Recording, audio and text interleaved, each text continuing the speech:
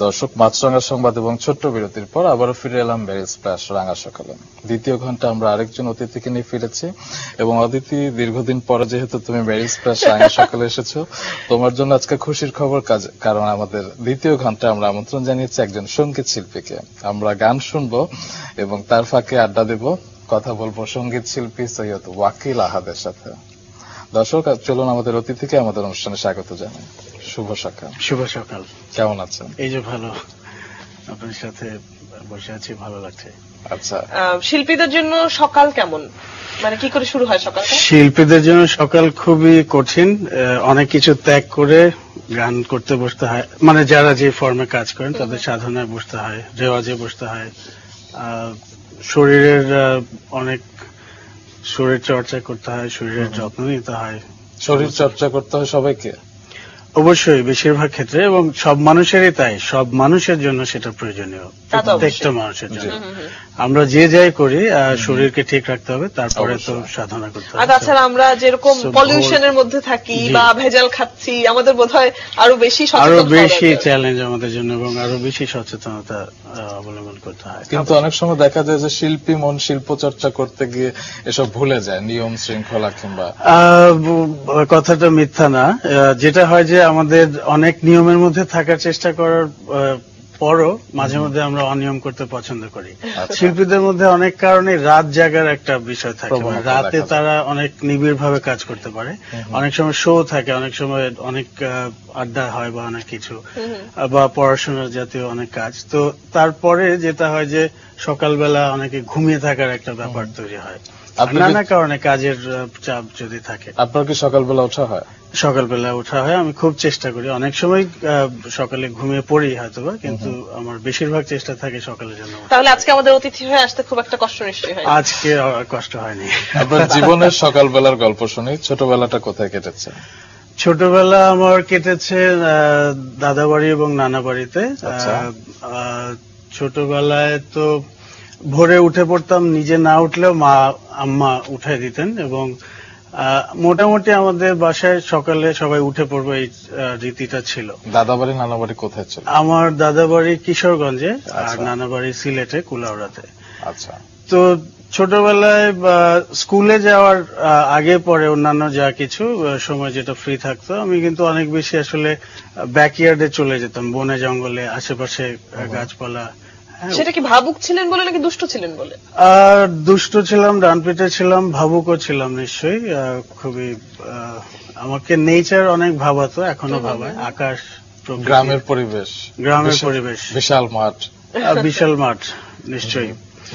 আমার আর্লি চাইল্ডহুডটা গ্রামে কেটেছে, মানে নানাবাড়ি দাদাবাড়ি মিলিয়ে, ঢাকা নানাবাড়ি দাদাবাড়ি। কিন্তু গ্রামের যে আমার যা কিছু রসদ, আমি বলবো যে অনেক রিচ, আমাকে অনেক রিচ করেছে পরিবেশ, প্রকৃতির সমস্ত। আমরা একটা বিষয় জানি যে শিল্পীদের মন খুব কোমল হয়, এবং যারা প্রকৃতি ভালোবাসেন তারা প্রকৃতির কোনো কিছু নষ্ট হতে দিতে চান না। কিন্তু আপনার সম্পর্কে আমরা যেটা জানি যে আপনি গুলতি দিয়ে পাখি শিকার করতেন।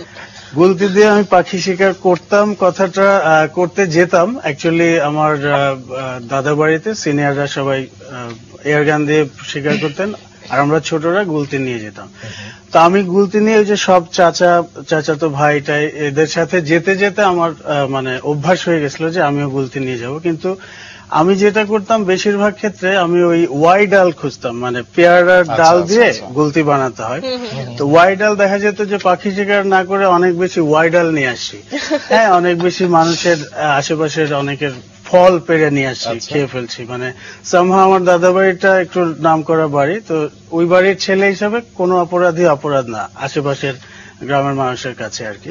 তো আমরা অনেক কিছু ফল খেয়ে ফেলতে পারতাম, অনেক ধরনের ক্ষেতের অনেক কিছু, এরকম আর কি। এরকম মজার মজার গল্প আমরা আরো শুনতে চাই। তবে আমি পাখি শিকার কম করেছি, বরং পাখি শিকার করতে গিয়ে হয়তো পাখির প্রেমে পড়ে গেছি। আমরা মজার গল্পে ফিরতে চাই, তবে তার আগে আপনার সম্পর্কে আমরা দর্শকদের একটু জানিয়ে দিই প্লিজ। অদিতি।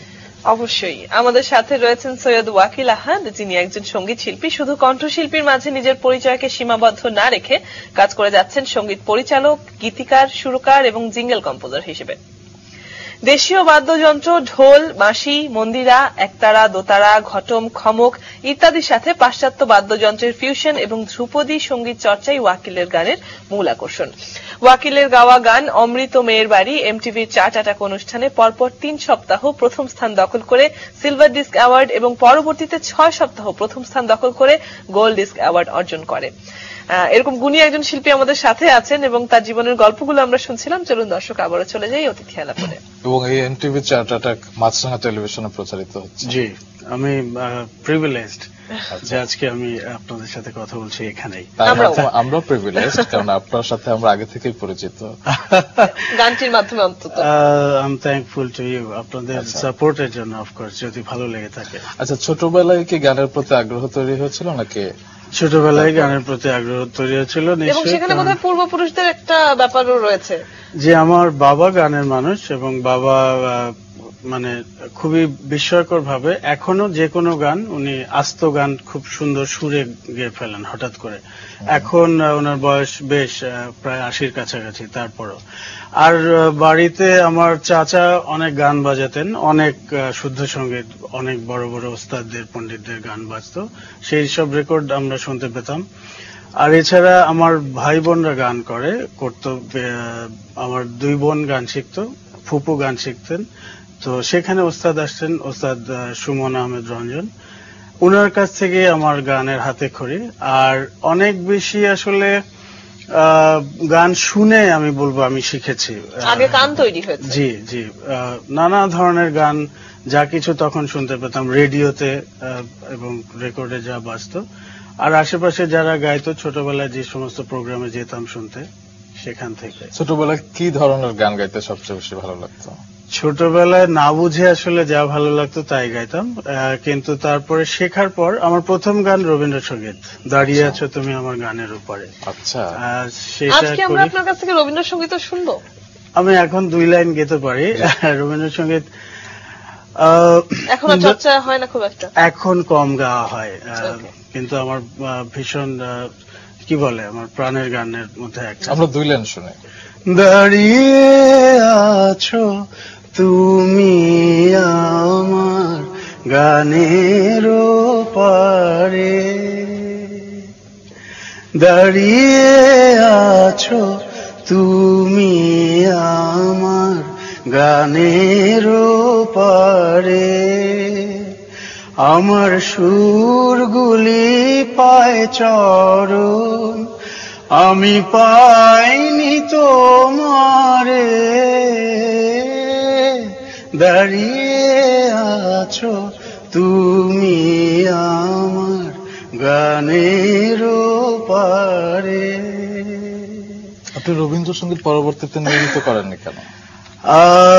অ্যাকচুয়ালি অনেক ধরনের গান আমাকে টানে, তো আমি এক পর্যায়ে বুঝতে পারি যে হয়তোবা একটু সেমি ক্লাসিক্যাল গান, একটু বাউল অঙ্গের গান, এসব আমাকে অনেক টানে। আর রবীন্দ্রসঙ্গীতটা খুব সুন্দরভাবে, খুব আমি বলবো যে সবকিছু মেনটেইন করে গাওয়ার যে ব্যাপারটা, সেটার বাইরে আমার মধ্যে হয়তো অস্থিরতাটা বেশি, একটু নানা ধরনের গান করার। তো পরবর্তীতে অন্যান্য জনরে আমি চলে গেছি। আমরা নানা ধরনের গান আসলে আজকে শুনতে চাই, আর কথা বলতে চাই না, তবে শুনবো ছোট্ট একটা বিরতির পর। দর্শক, আমরা কথা বলছিলাম আমাদের প্রিয় একজন শিল্পী সৈয়দ ওয়াকিল আহাদের সাথে। আমরা ফিরবো একটু পরে, বিরতির পরে আমরা তার গান শুনবো। মাছরাঙার সঙ্গেই থাকুন। মেরিল স্প্ল্যাশ রাঙা সকালে ফিরে এলাম সৈয়দ ওয়াকিল আহাদকে সাথে নিয়ে, এবং বিরতির আগে রুম্মান তো কথা দিয়েই গিয়েছিল যে আমরা এবারে গান শুনবো। তো চলুন দর্শক, আমরা আমাদের শিল্পীর কাছে চলে যাই এবং গানের অনুরোধেই যাব। প্রথমেই কি গান শুনবো আজকের সকালে? প্রথমে আমি আমার লেখা সুর করা একটা গান শুনেছি অনেক আগের, কাল কেন যেন সারা রাত ঘুম এলো না। আচ্ছা। কাল কেন যেন সারা রাত ঘুম এলো না, ঘুম এলো না, কাল কেন যেন সারা রাত ঘুম এলো না, ঘুম এলো না, কাল তবে তুমি ছাড়া এই মনে আর কোন কোনো ভাবনা ছিল না ছিল না ছিল না তার কেন যেন সারা রাত ঘুম এলো না ঘুম এলো না কার কেন যেন সারা রাত ঘুম এলো না ঘুম এলো না কার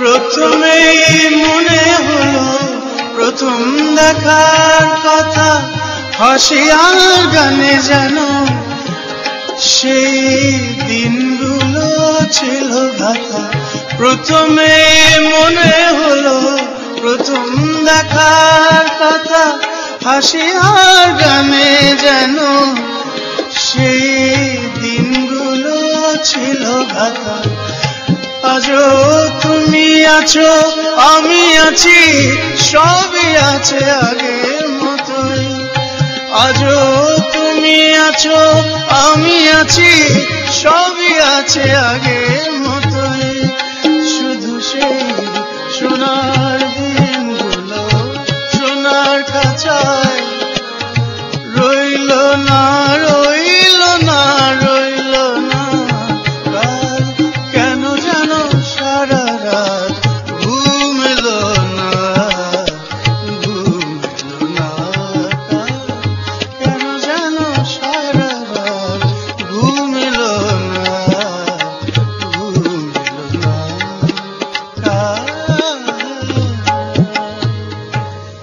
চমৎকার। অনেক সুন্দর একটি গান। এবং রুম্মান কি খেয়াল করেছো গানের কথা এবং সুরে কোথায় যেন একটা বৈচিত্র্য আছে, মানে অর্থোডক্স ব্যাপারটা নেই। সেটাই আমার মনে হয় এই বিশেষ বিষয়টি আমাদের এই শিল্পীকে সবার কাছ থেকে আলাদা করে রাখে এবং সে কারণে হয়তো এমটিভির সিলভার ডিস্ক এবং গোল্ডেন ডিস্ক অ্যাওয়ার্ড পেয়েছেন আপনি। এই কোন গানটির জন্য আপনি অ্যাওয়ার্ড পেয়েছেন? আমি যে গানটির জন্য গিয়ে অ্যাওয়ার্ড পেয়েছি সেটা হলো সাইজির গান, লালনের অমৃত মেঘের বাড়ি। আচ্ছা, সেই গানটিও আমরা নিশ্চয়ই শুনবো। তার আগে জানতে চাই গান লেখা এবং সুর করা এই ব্যাপারটি কবে থেকে শুরু হলো?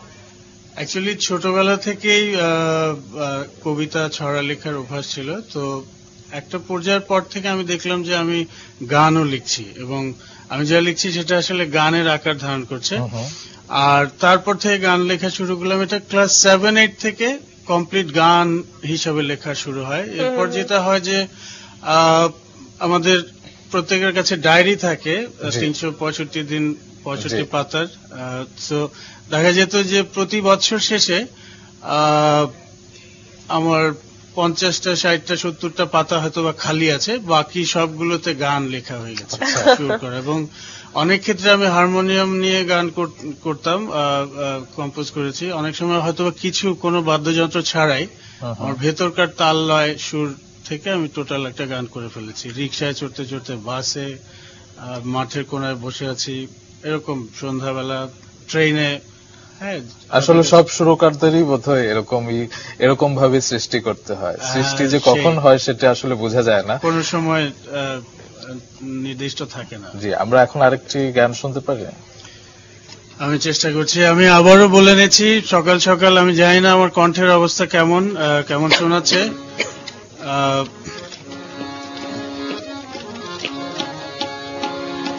এটি আমার করা একটি গান, বাউল অঙ্গের গান।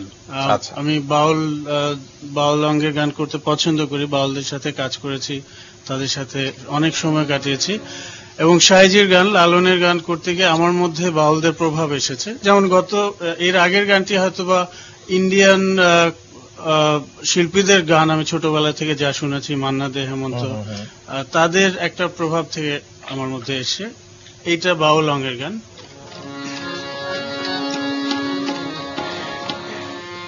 যখন ভবের আগুন জ্বলে, যখন ভবের আগুন জ্বলে, ভাবুক তখন উদাস ভারী আপনারে ভুলে। যখন ভবের আগুন জ্বলে, যখন ভবের আগুন জ্বলে, ভাবুক তখন উদাস ভারী আপনারে ভুলে। তুমি যতই নাচো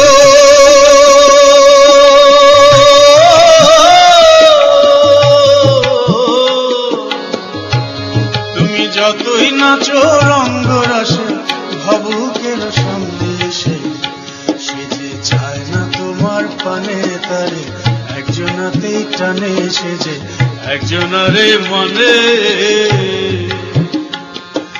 ভাবুক তখন উদাস ভারী আপনারে ভুলে যখন ভাবের আগুন জ্বলে যখন ভাবের আগুন জ্বলে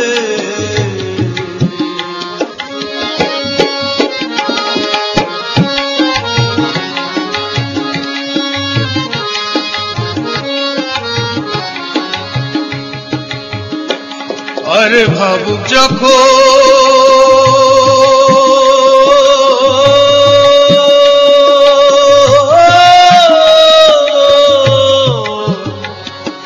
ভাবুক যখন আসমানেতে তারার কথা ভাবে ভাবে মেঘের কথা ভাবে আহা চাঁদের কথা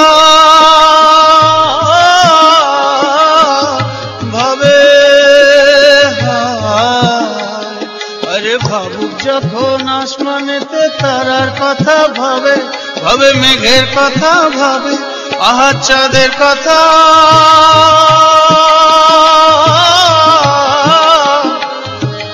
ভাবে তখন তারে যত ডাকো তখন তারে যতই ডাকো সারা নাহি পাবে যখন ভাবের আগুন জ্বলে যখন ভাবের আগুন জ্বলে ভাবুক তখন উদাস ভারী আপনারে ভুলে যখন ভাবের আগুন জ্বলে যখন ভাবের আগুন জ্বলে আমরা এরকম আরো চমৎকার চমৎকার গান শুনবো, তবে তার আগে আমাদের এখন চলে যেতে হবে মাছরাঙা নিউজ স্টুডিওতে। মাছরাঙা সংবাদ নিয়ে অপেক্ষা করছে রাশেদ। রাশেদ। রুমান, আপনাকে ধন্যবাদ। ধন্যবাদ। এশিয়া কাপের খবর দিয়ে শুরু করছি খেলা। রাশেদ, অনেক ধন্যবাদ আপনাকে। অদিতি, আপনাকে অসংখ্য ধন্যবাদ। দর্শক, অনেক গল্প অনেক গান নিয়ে আমরা ফিরে এলাম মেরি স্প্ল্যাশ রাঙা সকালে। আমাদের সাথে সৈয়দ ওয়াকিল আহাদ রয়েছেন এবং আমরা তার গান শুনছিলাম। আবারও কি আমরা গানে ফিরবো? আমরা কি একটি গানের পর গল্পে যাব? হ্যাঁ, আমি আরেকটি গান করছি। আমি শচীন্দ্র বর্মনের গান করি। আচ্ছা, একটা চেষ্টা করছি। অবশ্যই।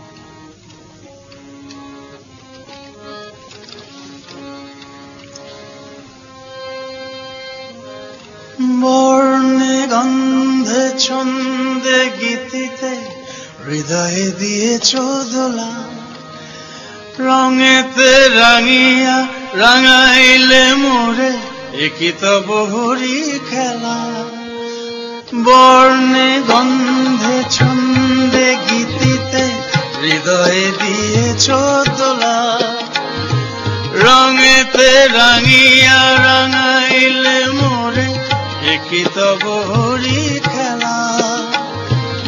তুমি যে ফাগুন রঙের আগুন, তুমি যে রসের ধারা, তোমার মাধুরী তোমার মদিরা করে মোরে দিশাহারা।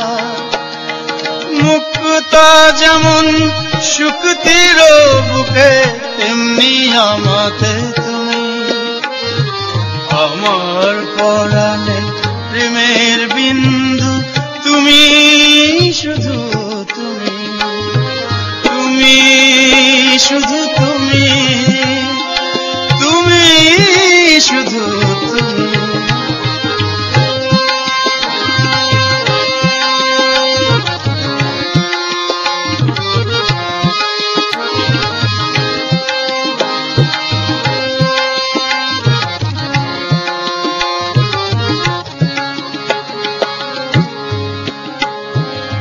প্রেমের অনলে জালি যে প্রদীপ, সে দ্বীপের শিখা তুমি। জোনাকি পাখায় ঝিকিমিকি নেচে রীতি নাচলে তুমি। প্রেমের অনলে জালি যে প্রদীপ, সে দ্বীপের শিখা তুমি। জোনাকি পাখায় ঝিকিমিকি নেচে রীতি নাচলে তুমি। আপন হারায় উদাসী গানে লগো প্রেমাঞ্জলি, তোমারে রচিয়া ভরেছি আমার বাউল গানের ঝুলি। মুক্তা যেমন শুকতির বুকে, তেমনি আমাতে তুমি। আমার পরাণে প্রেমের বিন্দু, তুমি শুধু তুমি, তুমি শুধু তুমি, তুমি শুধু তুমি।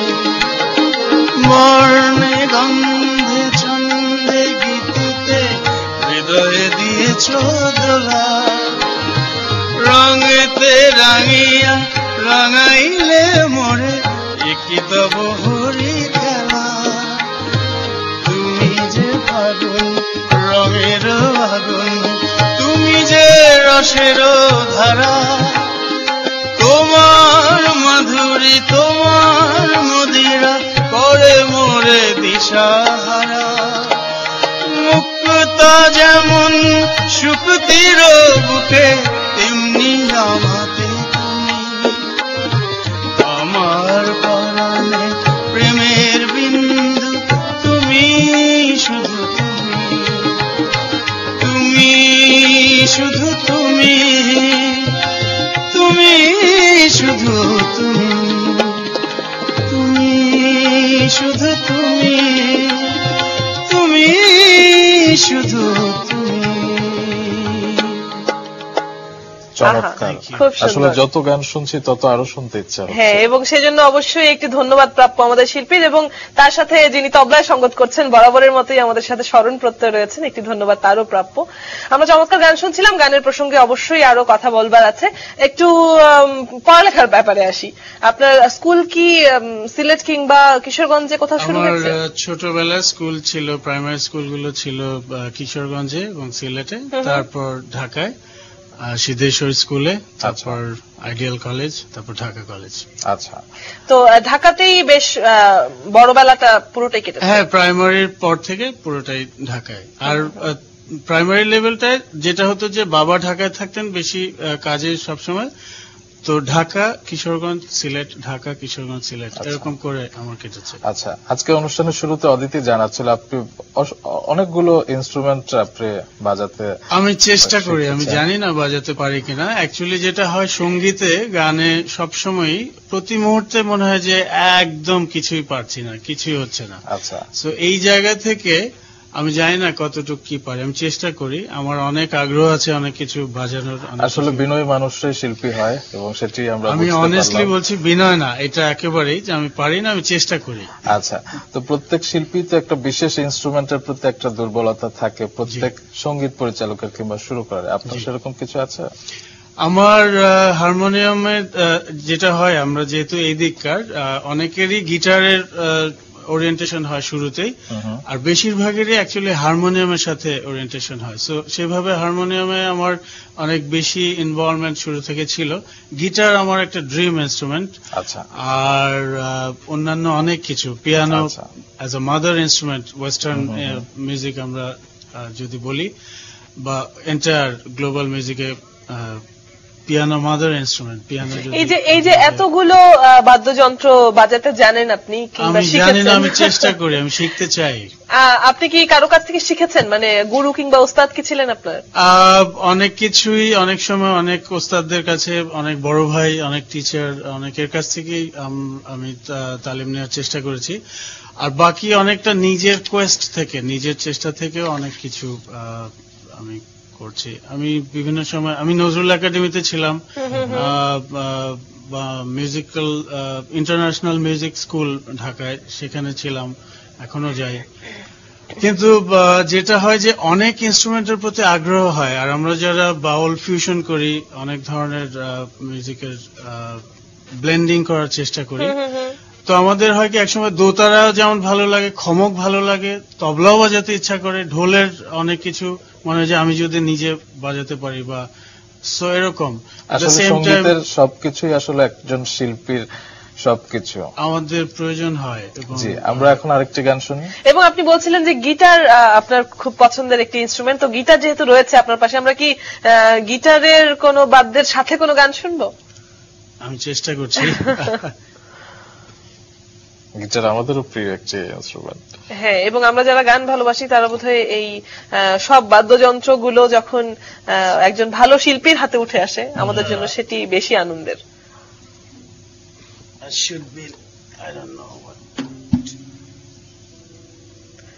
কি ধরনের গান শুনবো এবারে আমরা?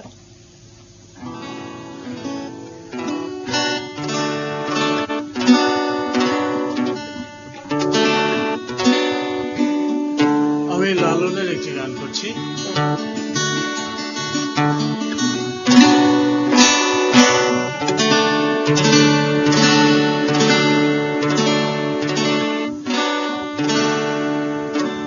যে নাম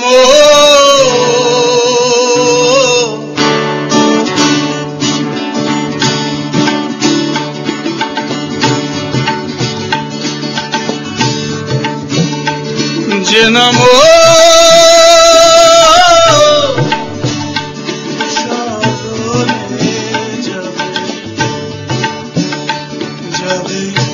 জঠোর যন্ত্রণা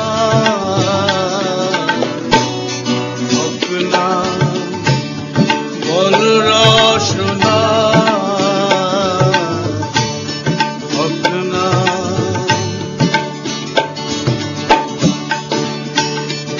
যে নাম যে নাম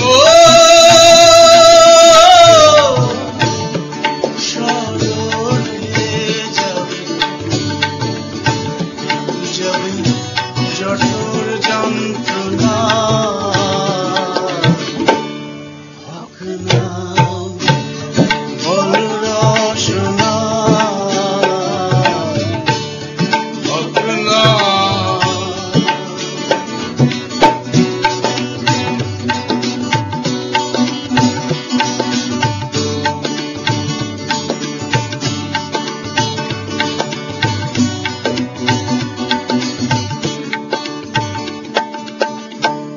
শিয়রে সমন বসে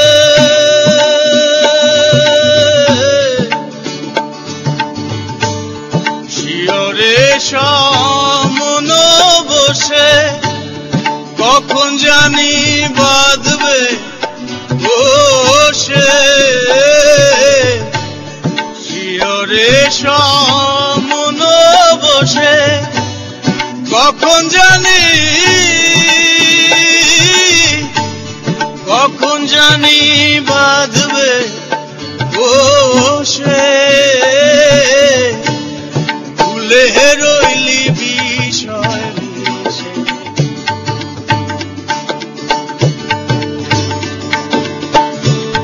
ভুলে রইলি বিষয় মিশে মিশে হলো না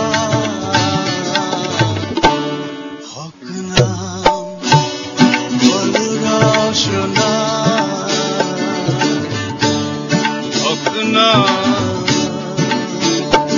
যে নাম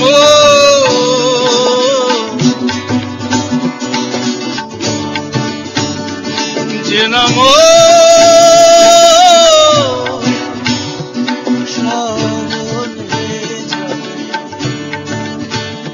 যাবে জঠোর যন্ত্রণা হক নাম বল রসনা হক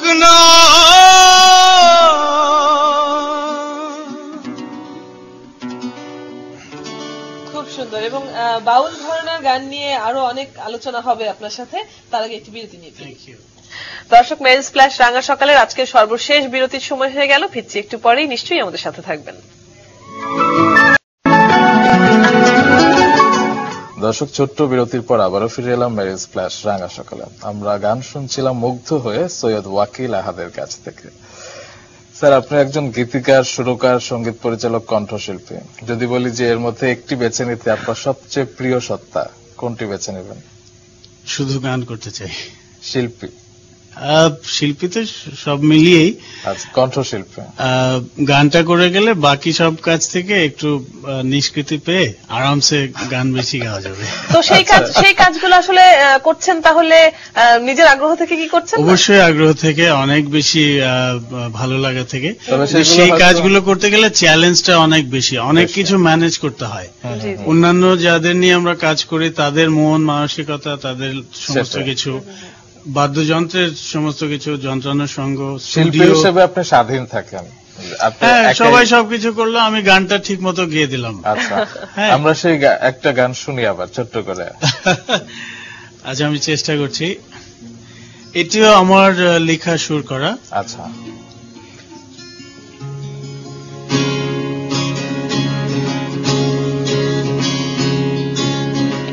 ভাব মন খুলিয়া দুয়ার,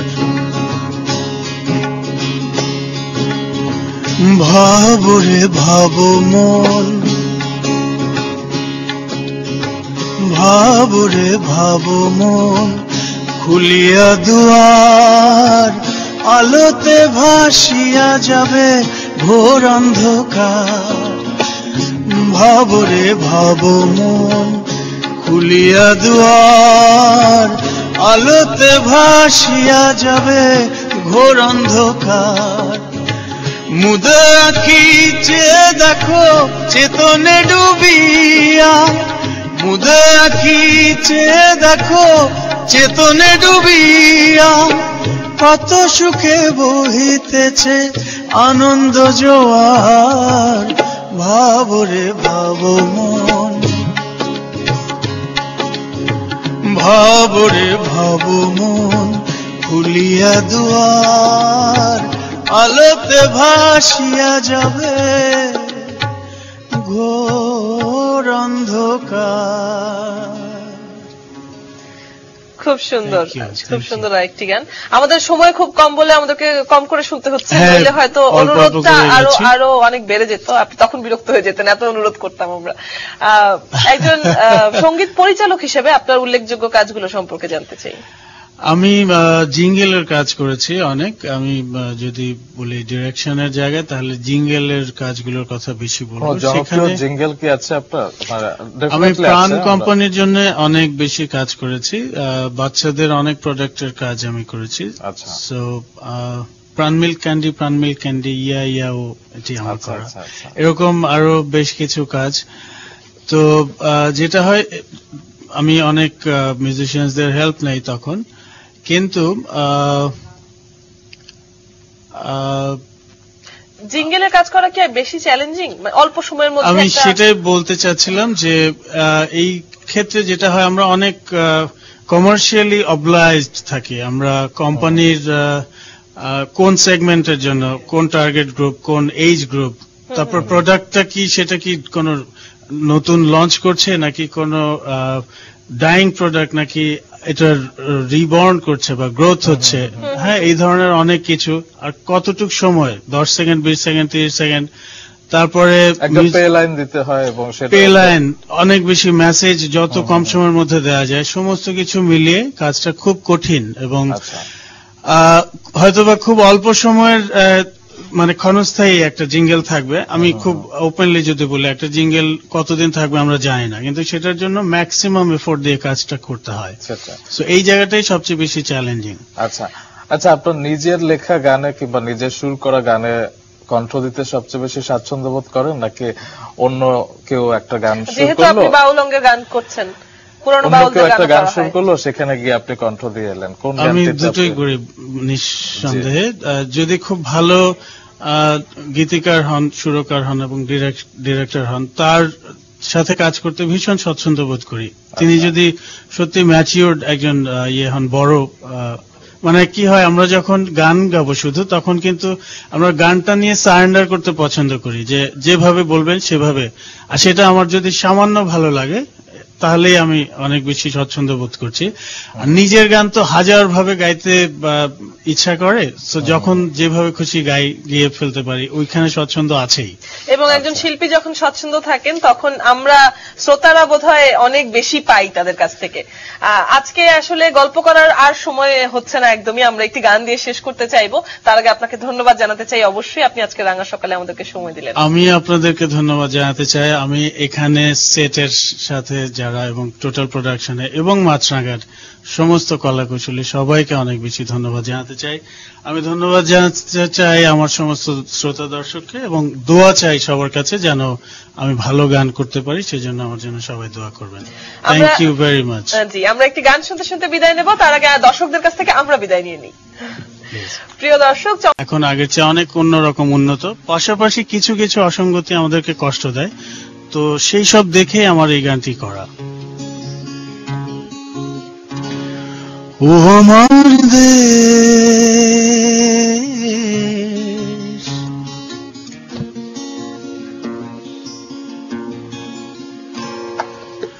ও আমার দেশ, তুমি কি কল্পনাতেই বেশ। ও আমার দেশ, ও আমার